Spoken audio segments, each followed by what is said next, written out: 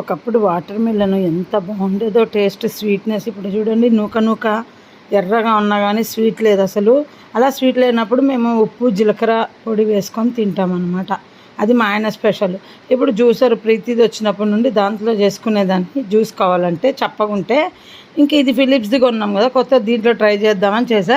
But దీంట్లో పెద్ద పీసులు వేస్తే అవ్వలేండి. ఎంతసేపు ట్రై చేసినా అవ్వలేదు.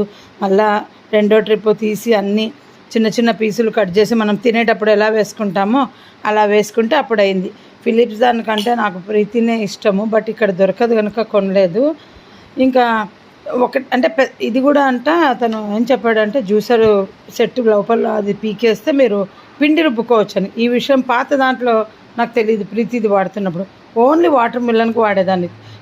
వేరే వాళ్ళకి ఇచ్చాం కదా, వాళ్ళు ఎంత ఎంజాయ్ చేస్తారు. అతను అన్నట్టు, సార్ జ్యూస్ చేసుకొని తాగినాం సార్, చాలా బాగుంది మీరు ఇచ్చిన మిక్సీ. అసలు మాకు ఆ మిక్సీ వాళ్ళని ఐడియా మీకు ఎలా వచ్చింది అంటే, మా మేడం చెప్పింది ఆఫీసులో ఎవరన్నా కొనుక్కుంటారేమో ఇచ్చేసే 500 కంటే ఇచ్చేసినాను అని. చాలా బాగుంది సార్, అందరు చెడిపోయినవి ఇస్తారు లేదా లాస్ట్ స్టేజ్లో ఉన్నవి ఇస్తారు, మీరు బాగా కండిషన్లో ఉన్నవి ఇస్తే ఇచ్చినారు అని అన్నారంట. సో అదనమాట. నా 500కు నేను అమ్మినానని ఒకరోజు చెప్పాను, మీకు గుర్తుందా? వాళ్ళు కూడా కొద్ది రోజులు వాడాలి, రిపేర్ చేసుకోకుండా వాడాలి.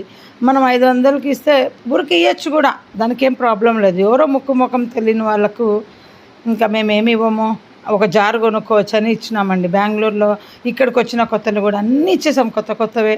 ఇంక ఇప్పుడైతే ఊరికే నామకవాస్తిగా అమ్ముతున్నాం అంతే తప్ప 500 మనకేం పెద్ద వచ్చేది కాదు. ఇవాళ షార్ట్స్ ఏం పెట్టలేదు, ఇదే ఇవాళ మొదటి షార్ట్. ఇంకా రాత్రి ఒక షార్ట్ పెడదాం అనుకుంటున్నాను.